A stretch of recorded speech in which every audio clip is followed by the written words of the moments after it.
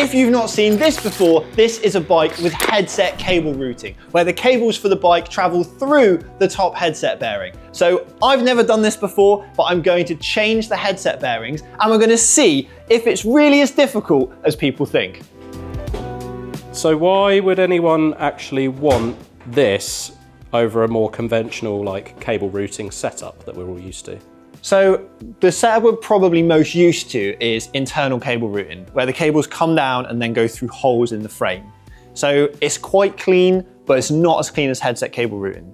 There's external cable routing, which is the easiest to work on, where all the cables travel down the outside of the frame, but they aren't the easiest to keep clean and they don't look the smoothest either.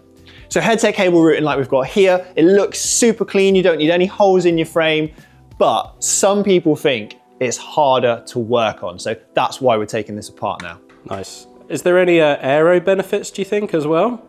Yeah, there's definitely aero benefits in like a road or even a gravel situation. Yeah. But with a mountain bike, I mean, you've got an 800mm handlebar. This is an e-bike, it's got big tires. There's a gain, but is it noticeable? Probably not. Right, so just popping this cover off, which looks lovely and clean, but we need to see inside. So this plastic cover covers the back of the stem. Right, we're going to take the wheel off and take the fork out and the front brake off, and then we're just left with the cables that we want to deal with.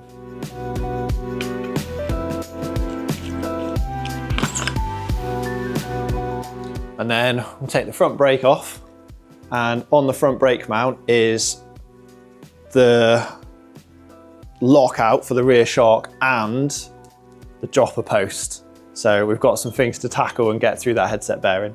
Right, so we'll take the front brake off, and then when we undo the stem, we can just lift the fork and the front brake out of the way. All right, here we go. All right, that's the stem off. And this coupler. And then the fork is free. Hey. But unfortunately, that's the easy bit. So this covers the stem, and you can see all our cables are disappearing through here. And then beneath the stem cover is the headset spacers. Now these just clip apart like this, so you can remove them and refit them over the cable. So if you need to adjust your stem height, you can do so easily without having to take everything apart too much. I mean, those seem to come apart pretty easy. Yeah, they're well designed, I'll give them that. This is where the cables go through. You can see the bearing on the outside, and then this is like an insert and it guides the cables through. It keeps them from rubbing on the steerer tube. And we also have, what's that Chinese finger trap thing? Oh, there it is. Chinese finger trap? Have this, which is a cuff that goes over the steerer tube, stop it getting rubbed by the cables, because you don't want your steerer tube damaged, because very important. Makes sense. I can see why you called it a Chinese finger trap now. Right, so I'm going to take a photo of this. Why are you doing that? I need to know what the orientation of it is. So I need to know this split is at the back and the cables are sort of the front left. So you're just taking pictures so you can keep a track of how it goes back together later. Very important. The next part is separating out all the cables. So you need to make sure which of these cables you can fit through the bearing, because you can't change it unless you can thread the cables out of the bearing. Right, so we know the brake hose isn't going to fit, so we're going to have to take this off.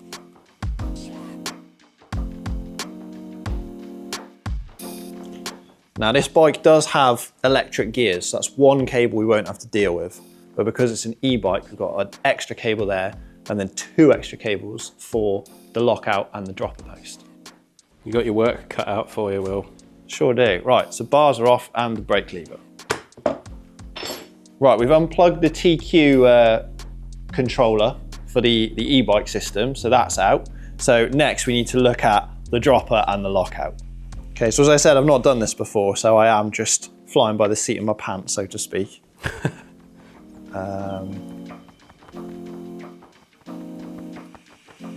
Take notes, viewers, because if Will gets this wrong, he's doing it wrong, so you don't have to. Exactly.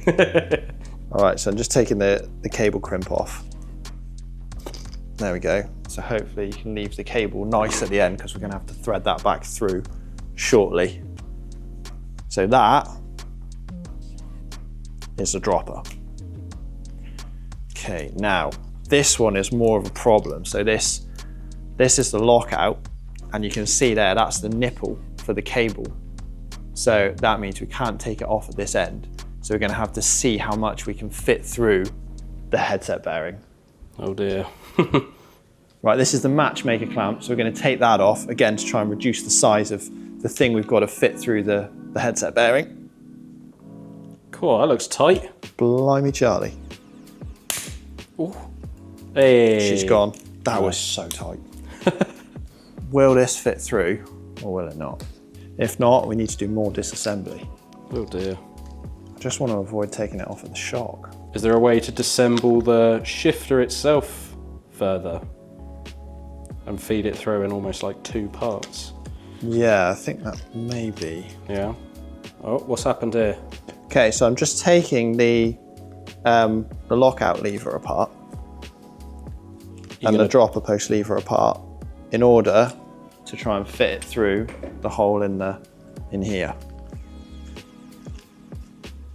Hey! He's done it. Success. He's done it. Right, so now we've got to the point where we can take off this cable guide that goes inside the headset bearing. So we know that will come off. And then this dust shield here. So we'll take this off, put it to the side, then let's see if we can get the headset bearing, moment of truth people, through and off over the remotes. Oh-ho! Look at that. Nice. Victory. So now to get a fresh one of these and put it all back together. Quick clean. Quick clean before we put the new grease in and the new headset bearings. Oh. Oh, that's nice and grimy, that one, isn't it? Yeah, it is. Another dust seal though, which is not a bad thing. Freshy bearings, bit of grease. Stick that in. And then we've got to do the top one. Doesn't always stick in if you don't put lots of grease on. I wonder what that was. A little bit more grease. To be fair, we can pop that on the fork. Don't forget the Chinese finger trap. Oh yeah. Nice. Right. So I'm going to put the bearing on and get it over everything. And then lube it so I don't get loads of grease all over my cables. Cool, pop that down in there. Dust shield.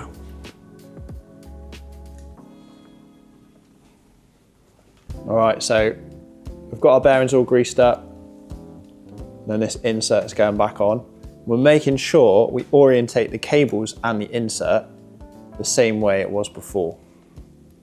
You think you need to look back at your pictures, or have you got it? Well, I just did it wrong and then put it together right. So, and then the fiddly one, which is this plate that goes underneath the stem. So get that over all the gubbins. And again, you need to make sure this is the correct way around. Okay, so this was the one that was tricky when we took it off. There's not a lot of clearance in there. Well, it came out, so it's got to go back in. Ah, Got a bit of flex to it. there you go. There we are. Nice. These all got to go through. Don't forget your brake cable, that's important.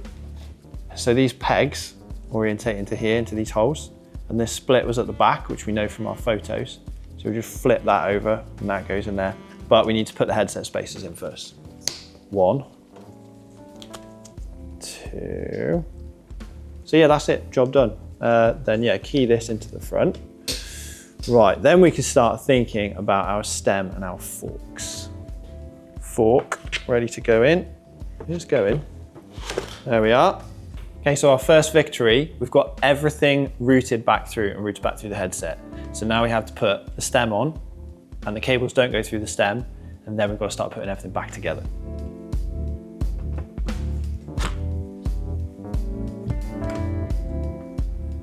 Right, now the work begins. We've got to join all of the cables back up again now.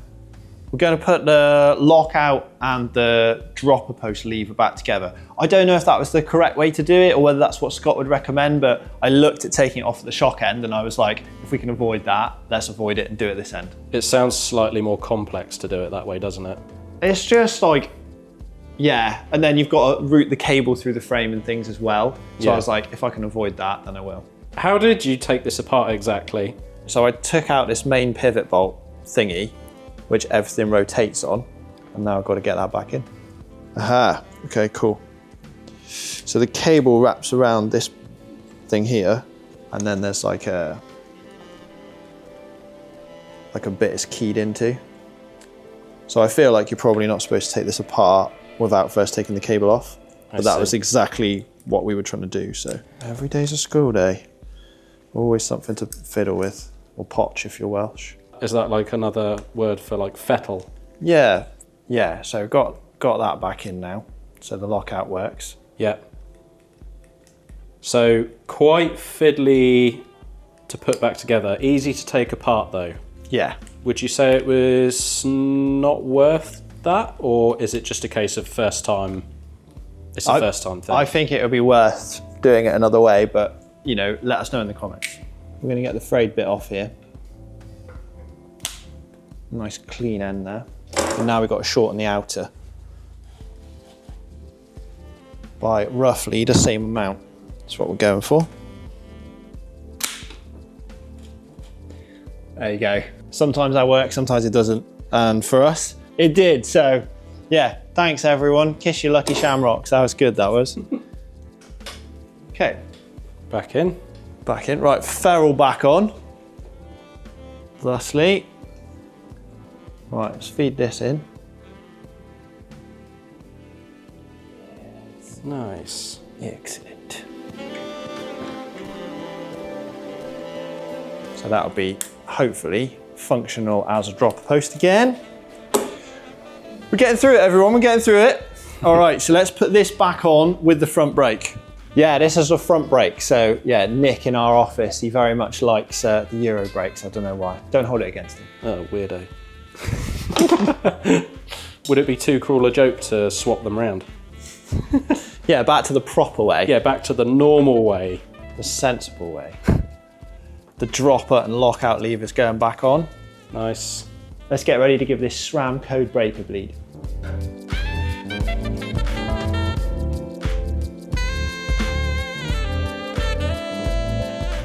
Right, so that's that done. Just put the bung back in and tidy up. Nice. Front wheel in is the last stage. We've got to put the cap on the stem, tighten the stem up, and then check everything works. Oh, dropper works, that's a good start. Handlebars might need a line in though, what do you think? Oh no, I think you should rock it. Pretty good. Nearly. Yeah, there we go, that'll do. Then we're going to put this cap back on. And then just got to check that everything still works. So got brakes, got a lockout, check, dropper. Yeah. How would you say that went then? For a first time, was that stressful? It was a little bit stressful because it was the first time and I didn't exactly know what I was doing. But yeah, just followed my nose, took like photos as I went to make sure I knew what was going where. And then it was definitely much more of a faff than a bike with internal or external cable routing, but it wasn't as bad as I thought it was going to be. So now you've seen the video, let us know in the comments whether you want to run headset cable routing.